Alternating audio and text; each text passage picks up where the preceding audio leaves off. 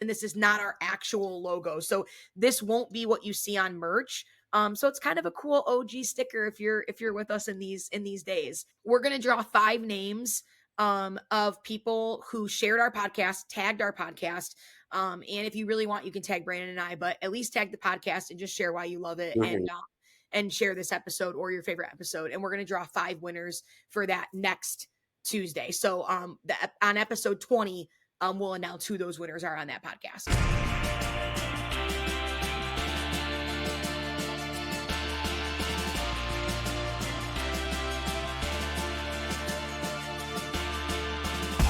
Hey, it's Brandon.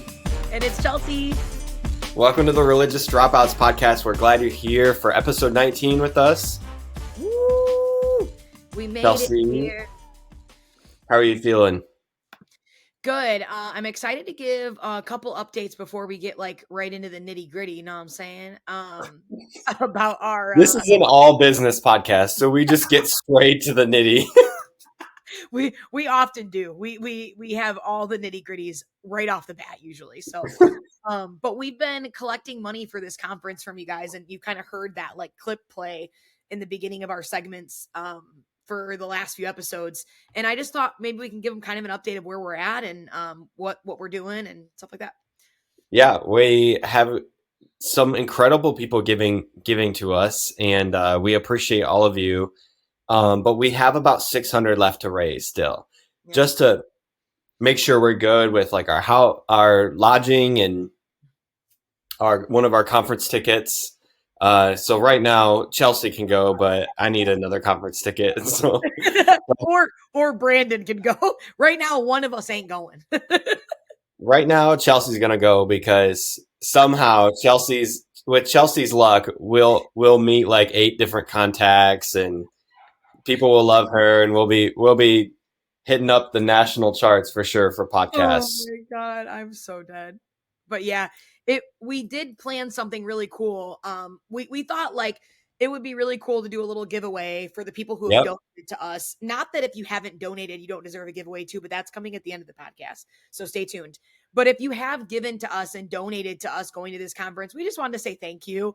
And so Brandon has the names of everyone that donated, and we're not going to do it. We're going to actually do it this coming weekend. So you're hearing this on Tuesday, Saturday, the 30th, we're going to actually draw our winner, and get it announced and put out on social media and everything for you guys from who the person is, when we draw that donated to the conference. It doesn't matter if you donate $5 or if you donate $200. We're going to try to keep it fair by putting everybody in a pot and drawing one team.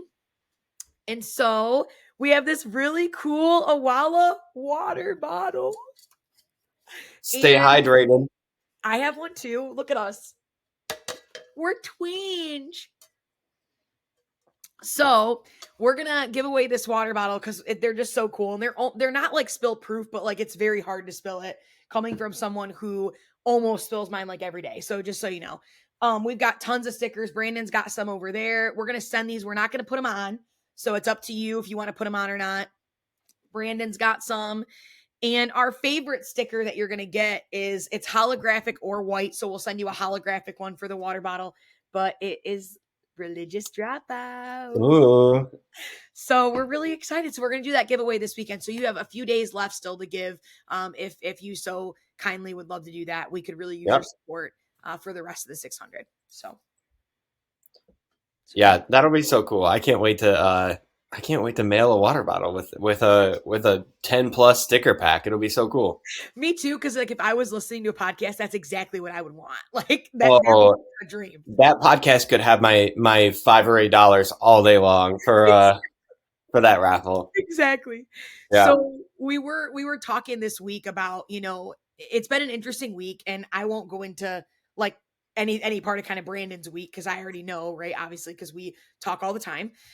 But there's a question I wanted to ask to open up the podcast today, specifically because, it's been a doozy. And that question is our last podcast, or the one before the last one, we talked about family.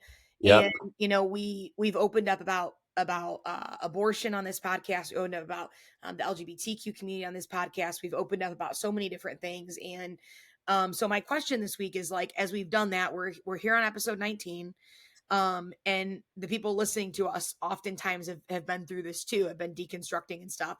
So I kind of wondered, like, what is the hardest thing that we have faced, that you faced and I faced, as we've deconstructed and gone public? So I know tons of Mhm. people that are deconstructing, and not one person knows what's really going on up here, but we've taken this journey very publicly, as a lot of people have. And so I just kind of wonder, Brandon, for you, like, what do you feel like recently? I know we've kind of hinted in the beginning of the podcast, but now that we're on episode 19, progressively getting more intense with what we're talking about publicly, what has been the hardest part for you? Yeah, um I think definitely your family's reactions to you being bolder and not even bolder, but just more transparent um with who you are and what your family's going through, or things like that. Everyone knows, kind of those that are listening to this episode know that I talked about family 2 episodes ago. And that's what's so weird is when you are the first one. I'll say it like this, Chelsea. There's this quote that's going around on the internet that's like, when you're the first one of your family to recognize the issues, or like the health that's not present, oftentimes you get pointed to like you're the problem, just because you pointed out the problems. Definitely. Yeah. And so I'll have to put, Alicia, if you have my back and put that quote up here, I'd love to, um, I'd love to just echo that and say man, what's been the hardest is how my family's reacted to like that podcast episode. In those that, it's not those that align with me that's that hard, but it's those that are like, well, why would you do that? And now Ashley will never come to the table. I don't know who that voice is.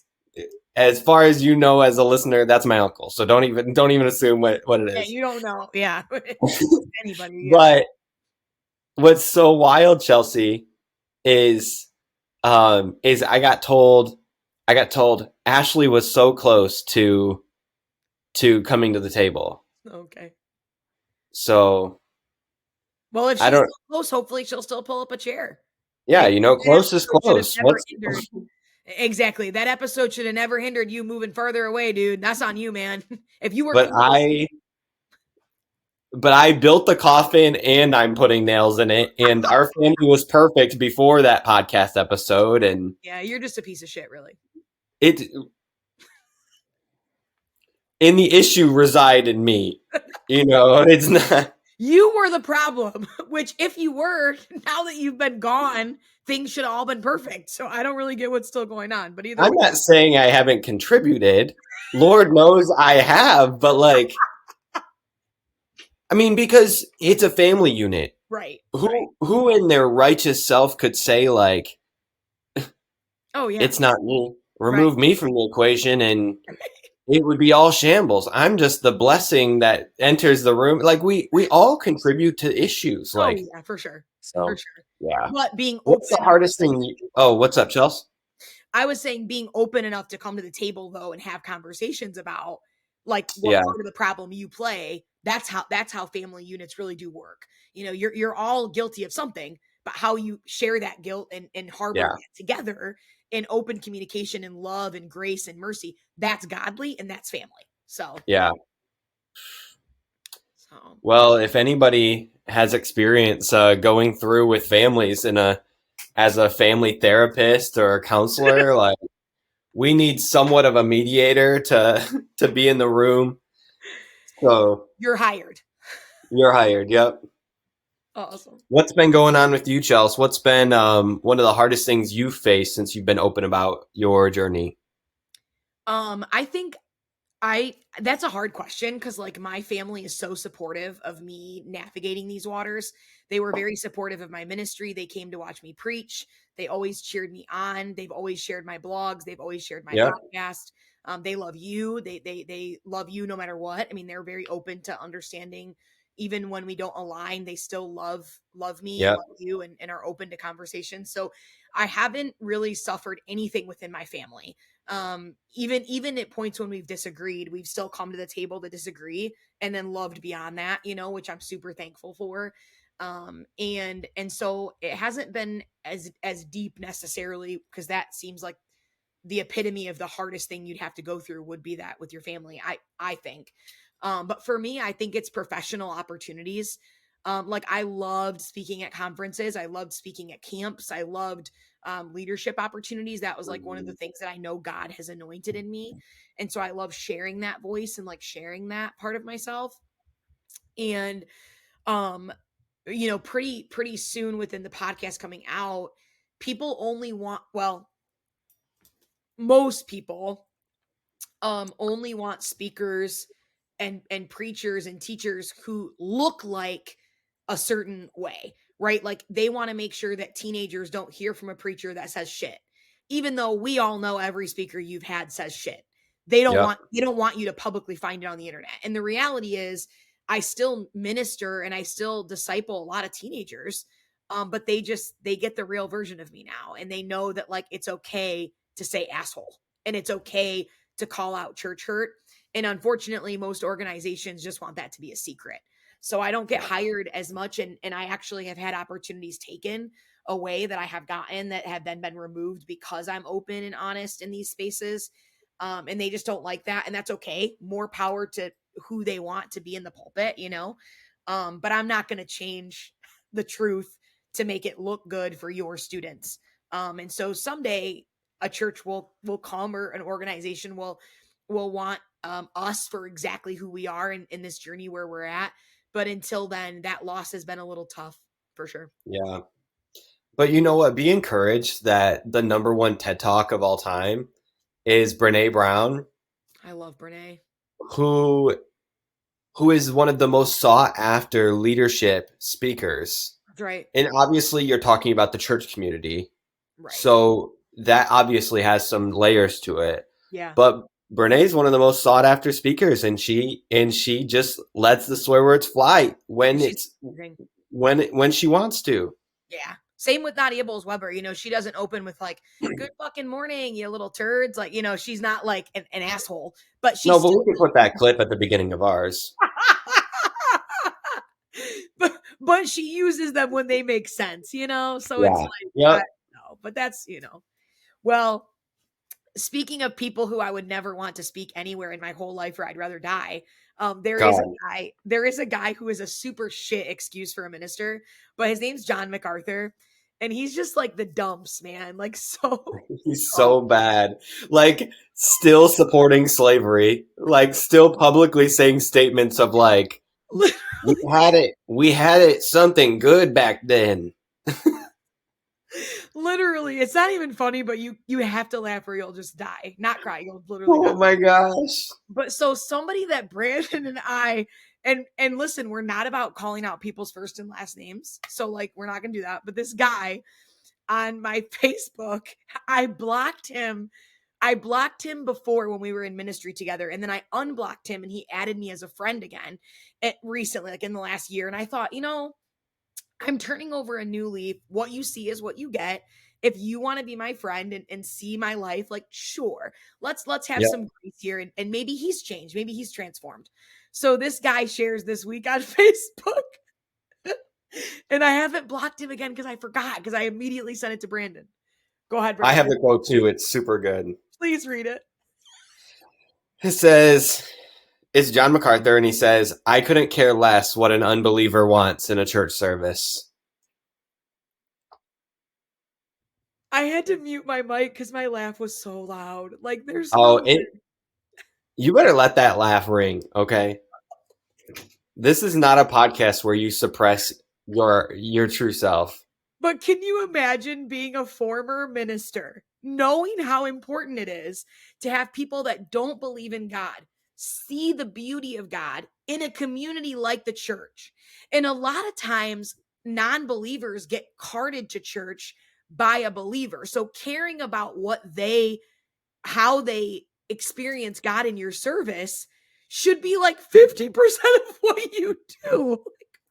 Are first impressions not everything anymore? Do you know what I Right. mean?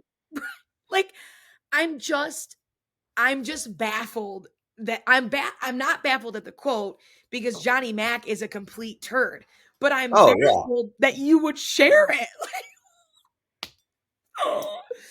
No, that's fair. So I get what you're saying. It is wild. It's just so I wondered like I just feel like for me when I think about, I was a non-believer. Like I was a non-believer. I showed up at a church at I think I was 19 or 20 for the first time or for the second time in my life. Right, 25, 26. I hate you.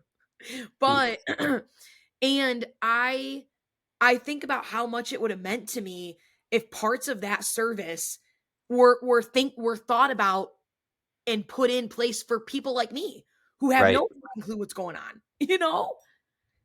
Do you remember when the district would have like a thank you dinner for pastors around Christmas time? Oh And do you god. remember how they would never put like two or three like hymns or songs? They would never print Sucked. out the lyrics or Ever. put And I on it. didn't know them. I didn't know the No. words. Brandon. That's the kind of thing though, is if you don't consider the non-Christian, Yes. then you would recite the Lord's Prayer and think everybody should know it, so you shouldn't put it on the screen. Right. And Right. just because you've been a Christian and your parents were a Christian and their parents were Christians or whatever, like just because it's cool for you to hear everyone recite the Lord's Prayer or sing Silent Night Yeah. without lyrics and create this little moment, you instantly turn away a non-believer. Dude, it's it you that just was I don't even have words cuz I'm having a stroke, but that literally just hit me so deep because I will never forget my first one because this dinner is not just for like licensed ministers. This dinner is for church staff. So you have to think you could have a secretary on your church staff that you're bringing to this dinner that might not be churched, that might be a newer Christian, and that was my exact testimony. I was leading the youth. I was just starting as a youth leader. I had just kind of gotten in that role and got my local license and only been coming to church for like 6 months at the time that I got that local license and started pursuing ministry courses and stuff. So by the time that dinner came around, you have to imagine I am probably 6 to 8 months in a church, never being at church before, coming into this event. And the first thing that they did, I don't remember the song. It might have, dude, it might have been something like Silent Night, even, but I I think it didn't was know it. Silent Night. I didn't know it. And I'm standing there, and do you know what my pastor said to me? He goes, don't feel bad. I don't, and he was so cool, dude. Oh my God. He was always, I'm not going to say his name, but he was always kind of shitting on this traditional view of like, it shouldn't be this way. This isn't how it Yeah. should be. And he knew that. And so he looked over to me and he goes, if you just say blueberry, it looks like you know the words. Just keep saying blueberry over and over. So I'm standing there, and the stupid district superintendent, who ended up being a huge dick, by the way, because I ended up finding out a lot about him after Glenny Boy, which I don't even give a shit about that now. But I found out a lot of shit about him later that I'd love to, that he was just not cash money, man. He was really very, very not the person I thought he was. But anyways, he's up there leading this dinner, and they're all singing, and I'm standing like right in the front at this table. Blueberry, blueberry. Did he spotlight you? He was like, Chelsea, you sing the third verse. Dude, we took like a selfie together, like because I loved him when I was in it. I was so deep in it that I wasn't seeing the people that were caught that were really cast aside because of his lack of leadership and his lack of doing the right thing. And I didn't know it when I was in it. So I loved him when I was in it. Well, and you were excited. You were excited to be a part of this thing. You So were excited. excited to be a minister. There was So a lot of excited. things going on. When you have that heart change Yep. where you follow this call that God's put you on, You're right. Yep. you trust everybody. You Absolutely. think they're all kosher, they're all good, and then you Yep. can have that really, really doused out by poor leaders. Yeah. And what ended up happening, and I'm super comfortable sharing this because I don't want you to let your mind wander, right? Because I don't want you to make assumptions. And I will say one of the things that really happened to me that was a defining moment in my opinion of this former district superintendent was I remember my husband infiltrated a Facebook group, and it was like conservative Nazarenes. And it was this Facebook group that did nothing but shit on liberal ministers. It was horrible. And when I say shit on ministers, I mean put their pictures in there and their Facebook accounts. No way. Dude, it was the most baffling thing. So I tried to join, and of course they rejected me immediately. But I told Tyler to try to It's the join. color hair. Right. White dude, beard, backwards hat. I said, Tyler, you got it, He's man. good. 10 minutes after they denied me with the same last name, bro, they let him in. So Tyler was just chilling in this group for weeks, just watching these posts. And lo and behold, somebody's making these posts about, how like we need to take the church back. And who do I see? Who do I see liking these posts on that Facebook page? But our district superintendent. I'm like, no way. I was baffled. I remember in our group chat, Tyler would start to share some of the things, and he'd be like, the liberals are organized within their church. We have got to get this group going.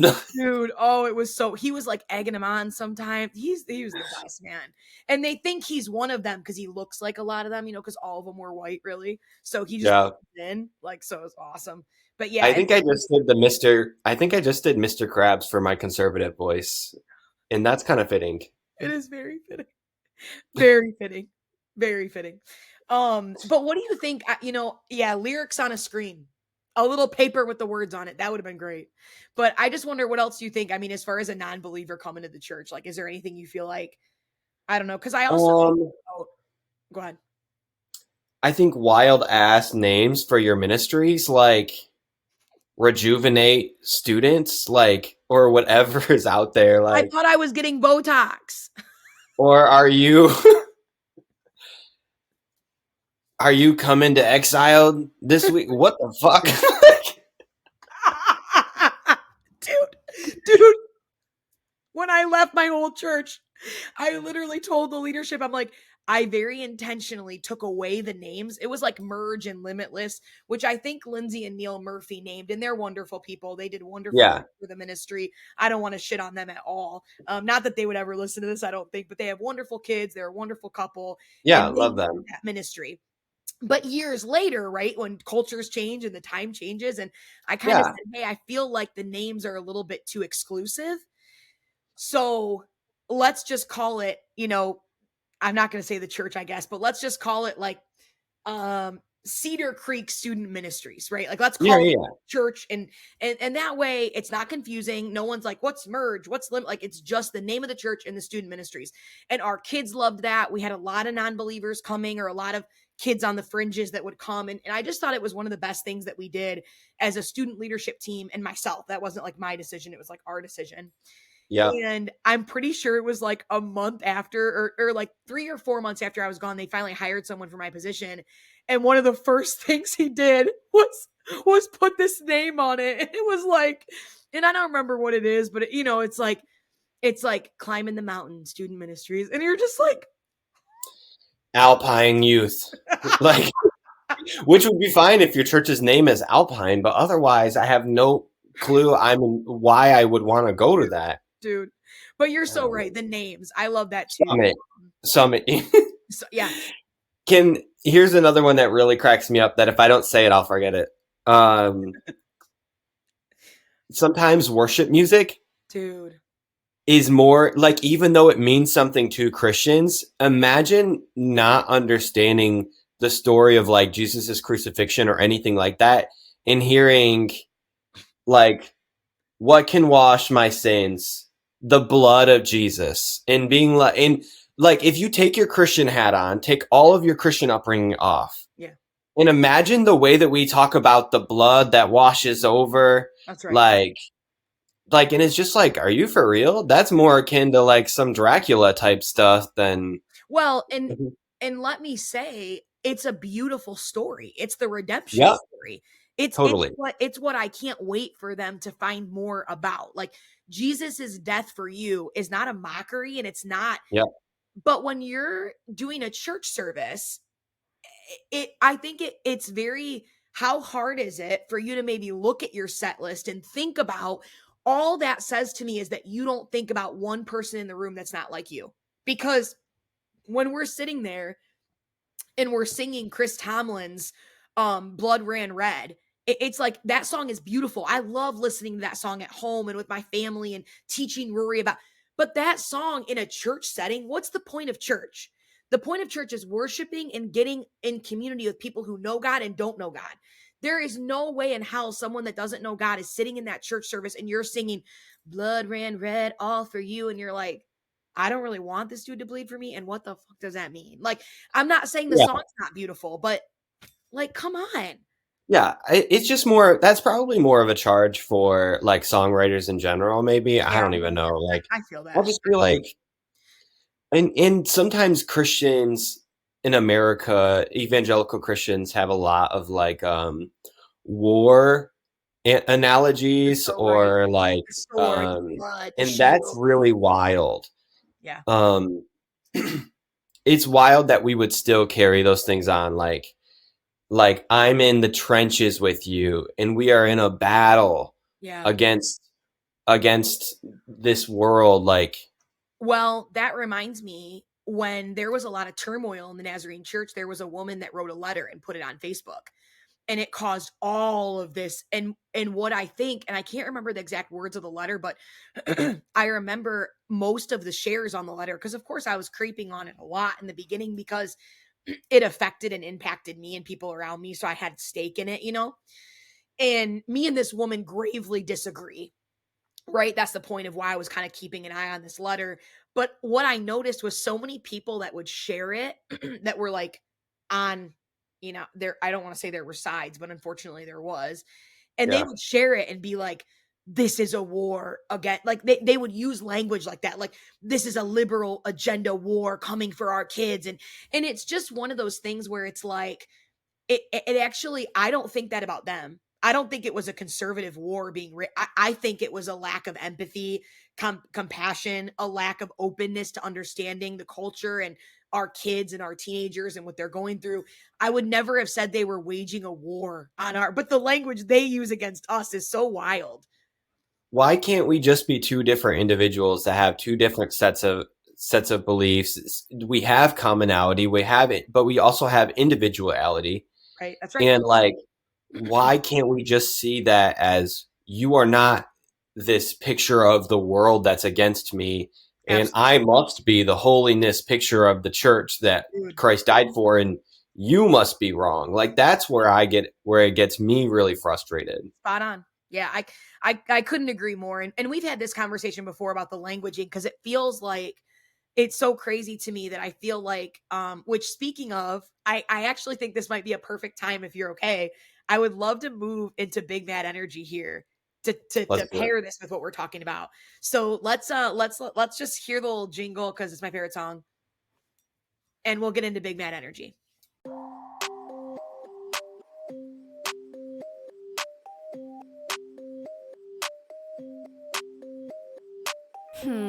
What y'all mad about now? Y'all really pressed over that shit? Wow. Big mad. Y'all got big mad energy. Y'all just want an excuse to hate, acting like I really care, make yourselves feel great. So this is so funny, because what I was gonna say is that it seems to be this split right in the church between conservative and liberal minded theology. That's what I would Yep. say is the biggest, like, what's the biggest tear in the church. And it is Yeah, this, but one side feels like, to me, there's so much aggression from the conservative side when they toss bombs. It's like they're after our kids. They're grooming. It's very weird and very, like, it just gets so nasty. yeah, And I remember when you shared, Brandon, I don't remember who it was now, the keyboard warrior from last week or the week before. Remember her, the black minister, and she's affirming her yeah, comments. yep, And it was from conservatives that were attacking her liberal theology. And yeah, they didn't say, I just can't stand you preaching this liberal message to these people. They went into this horrible attacks of yeah. They were Christ. insulting of her character, of her pastoral credential. Yeah. Yeah, and it wasn't just we disagree because we're conservative and you're liberal. It was you're coming for our kids, you're grooming our kids. It was like these very disgusting like what? So the big bad energy for this week comes so funny to me because I just can't stop thinking of like you getting in the mail like a newsletter that's called the Liberal Agenda. It's in like a rainbow packet, and I would love in it. your office you probably have like one of those like war tables that shows you how you're going to come after everyone's kids. With Like a map of where I'm going first. if you guys would like to be in the email chain for the Liberal Agenda, write us at religiousdropouts@gmail.com and we'll make sure to And pass it along. We're you official subscribers. the liberal agenda too would be like what library specials are this week and like what books we're reading. But so if you missed it in the news this past week, and this is pretty relevant because it like just happened a couple weeks ago, but there is a Republican Congresswoman. I think she's from Colorado, Lauren Boebert. I don't know a lot about her, thank God, because I as I dug into her, it got worse and worse and worse. And she is not a great person. She's really someone that you never want to really rub shoulders with, honestly. But there was an event, and I don't know all of the details, which isn't really what's most important. But the reason I tied this into what we were just talking about is because this particular congresswoman has made a ton of accusations against the queer community, and she's very nasty, and her remarks have been very gross. And she always kind of opposes this position of like the liberal agenda is grooming kids and drag queens are sex predators, and like that's like her character, right? You know who I'm talking about, those types of Yep. people. That's exactly who she is. And so she was with her boyfriend at the Beetlejuice premiere. But dude, they have her on video. Like I don't know how to say With it, but her boo thing groping her during the he's performance. he's groping her and she's like grabbing his weenie. Like I can't even say it out loud because it's so gross. And the best part of this whole thing, I mean, that was the best part. I could end it there and it's still like, but the queer community's grooming kids, but you're at a Beetlejuice film promotion, like literally, like, you guys couldn't wait till you got home, bro. All right. Because she said tons of things like Yeah. against the queer community. Like Yeah. Because you know of sexual stuff. and it's always funny how quick it's always funny how these Republican like and maybe not Republican, but conservative. And if both shoes fit, then whatever. But For sure. How they defend themselves and they're like, "I'm human too." Like she literally is being quoted saying, "I'm human too. I messed up, and I fell short of my values." It's like I love that she said that because it's like you can't defend that by saying you're human too. No, the average human doesn't need to grab the wiener of their date at a movie premiere. That's not being human. That's being a little bit like that's just not it. And you're not even in the back row.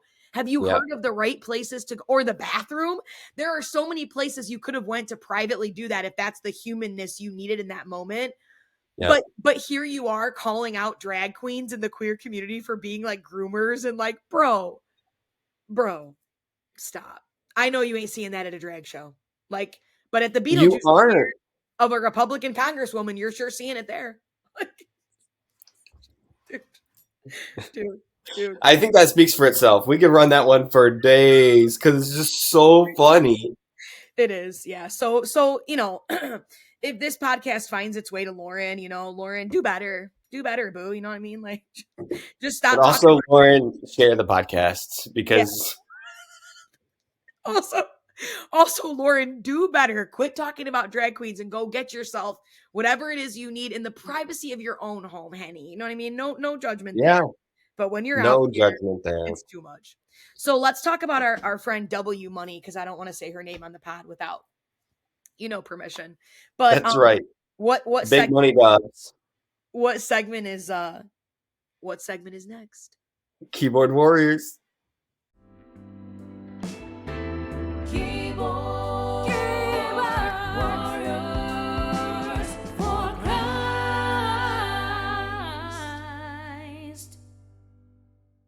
Well, I want to say that Brandon and I have started talking about this segment, and we kind of came up with, because people have learned that they get got if they say stuff on our pages. So they've kind of stopped doing that. And so the segment has kind of died a little bit because our haters have been a little more silent. So Mm. we've wanted to use this segment as a way, like, if we find keyboard warriors for Christ in other places, this is a great time to kind of call them out and make funny of it. So I know Brandon had a great idea for this week, and I'd love for him to kind of share that. Whew, this one's so good. So W Money got posted this TikTok, and she was wearing a cross necklace, but then the sound on TikTok is Paint the Town Red by Doja Cat. So good, dude. Which is a swaggy song. And also just smart marketing. Whitney kills it with social media. You can take the viral song, you put your TikTok, regardless of it connecting to the song or not, which, Whitney, I'm sure you like the song. I don't want to speak shit. No, W Money, I'm sure you like the song. we love the But song. We talk about it. anyways, she got one comment and then she got like several other ones. So I'm going to read the first one she got, and it said, "Sorry, you're playing a Satanist song and wearing a cross? God bless you, girl." And not in a good way. Not good. God bless you. Right. And then, there's so many other good ones here. I have a good one here. It says, "This song definitely doesn't go with your cross necklace." This person said, "The cross necklace, yet the song." Face palm emoji. That's what I said. So funny, dude. But while Brandon's browsing, I don't know if there's a lot. I'm done. You can close that one out. But what was so funny about it is, I was telling Brandon, so W Money and I that night were talking for like a long time about this thread, and they had these jokes back and forth. I mean, we were just cracking up. But I decided to do some investigating. So I went to all these people on TikTok who made these comments to her, and it was like the first one, and keep in mind that none of these things are wrong necessarily to me, but for people who are ambassadors for heaven and work for God, it's weird that these things don't add up. So the one girl that was commenting lives with her boyfriend. They're not married, and there was like tons of TikToks of them like in bed together, and it's just like, wait a second. You are super Christian, but you out here sleeping with your boyfriend, posting about it on TikTok while commenting on my girl's post saying she's the devil. Like, what the hell's going on here? And then the other one, I sent her another one, and the other person posted the song "Make His Pockets Hurt," if you've ever heard that song. And it is a bop, I'll tell you, okay? But it is very inappropriate. And so the one person was commenting on W Money's TikTok saying this song or whatever, and on her TikTok, one of the TikToks she had just posted was using the "Make His Pockets Hurt," which is like way worse than Doja Cat's song. So it was just funny as I went through and just looked at these keyboard warriors, because I work for the FBI. I just couldn't help but it's like the irony is just, bro. Which feels very similar to this girl Lauren's self-righteous calling out of other things, except when it falls back on you. She's just human. You know what, Chelsea, let me ask you this wild question. If we're all just human, should we just let each other be a little bit kinder to each other, do you think? Give each other a lot more grace? If we're all just human, could we be a drag queen and maybe not be a pedophile? If we're all just human, could we be gay and still love God? Would you treat me like a brother in Christ even though I'm a liberal? Like, what's the... No, because you're a sexual predator. Would you treat me like a brother? Period. Absolutely not. No. Yeah, it's really been a lot. So I don't know. I think the biggest thing that I feel this week about this podcast episode is I love I think that there is always a bigger conversation and a longer conversation that we'll have, I think, for, episodes to come for sure, of just this idea of like the church and their appealing or invitation to non-believers, and all of this stuff links to that, like everything we've talked about plays a role in how a non-believer looks at God. And if we could just figure that out like one step further, I think it would just be such a game changer. But Yeah. And I wouldn't even mind if people drop some comments. If you aren't a Christian and you've heard us talk like this, yeah, and and you have a certain sort of reaction, like, we welcome that. We would love to, even if that's a private message, if public feel like, if you want to lay into us and tell us how you really think, like, I yeah, would love that discourse, and not necessarily a fight. Like, I'm open to like, dialogue. was I wrong about the music being sometimes like Yeah, gory, right. or like, is there other barriers that we didn't think about?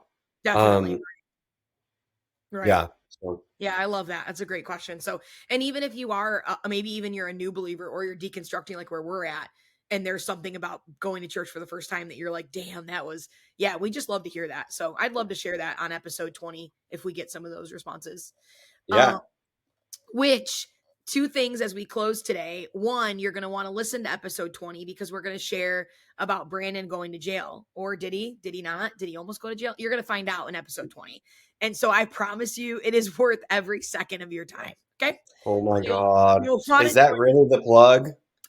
It is really the plug, and it is so If worth you stuck with us for the 3 times that we've told you to stay for this story, it. we're going to tell it again. Yeah, you have not heard the story yet, but you're about to hear it. And I actually have someone that was there, an eyewitness account to this story, that has sent me some things that are going to just Well, blow. that seems false. You're gonna, Definitely sounds like a questionable source. it's so great. So if you've seen our religious dropout stickers, we are doing our water bottle and like 10 or 12 pack sticker giveaway. We're going to do that on Saturday for those of you that have donated to our conference. I almost said elevation worship, bro. Yeah. God. To the evolving faith. Which would rock still, I guess. I'm not that deconstructed yet. I still love myself some elevation worship. That's right. That's right. But Do I question their affirming, non-affirming stance? 100%. but not elevation, but evolving faith conference. That's right. So we're gonna Evolution conference. we're actually going to the what's the Ken Ham Museum though? We're actually raising money, and we're really gonna go to the super fundamentalist bullshit. I can't think of it. It's Ken Ham, the Ark, the National Ark Museum. Or Yeah, I whatever the know. hell. I know the ark's there, but I can't think of what his museum's called. It's like, Yeah, God. Creation Well, Museum. Creation Museum. oh yeah, Creation Museum, where Yeah. everything that book says happened. Anyways, so but we're not really going there either. We're actually going to Evolving Faith. So thank you if you've donated, and we'll draw that on the 30th. But we're going to be giving away some stickers. We have these in holographic or white, and you'll get to choose which one you want. But we thought it would be really fun to help get the word out about our podcast. And just because we want to share it with more people, and we know that you guys can help us do that. So we would love for you to share this episode. And honestly, if there's an episode that you really love, that's maybe not this one, that you really want to share more, that's fine too. We just kind of the relevance of this episode, because it's newer. Like, if you could share this episode and tag us and just write like why you listen, like why does the podcast matter to you? It would be amazing, because we are going to draw 5 of those people who did that, who sent us that. And we're going to send you a super cute gay card. They're so cute, you guys. Oh, I got them on Amazon. They're the best. And a religious dropout sticker. And this is our first sticker launch. Like this, I don't know that we'll even get more of, like, I don't know how where our merch order will come from, or what our logo will look like. Right. So this is kind of a big deal, because we're not going to have a ton of these, and this is not our actual logo. So this won't be what you see on merch. So it's kind of a cool OG sticker if you're with us in these days. That's pretty cool. We're gonna draw 5 names of people who shared our podcast, tagged our podcast. And if you really want, you can tag Brandon and I, but at least tag the podcast and just share why you love it, and share this episode or your favorite episode. And we're going to draw 5 winners for that next Tuesday. So on episode 20, we'll announce who those winners are on that podcast. So we love you guys. Thanks for going with us always. Love you guys. See you. Hey fam, thanks for listening to this week's episode of the Religious Dropouts podcast. We hope it gave you a space to breathe, to laugh, and connect. It's our hope that as you journey along with us, that you too might find yourself saying, damn, it feels good to be a dropout. Be sure to check out our show notes for links to anything mentioned in this episode, including ways to connect with us on social media.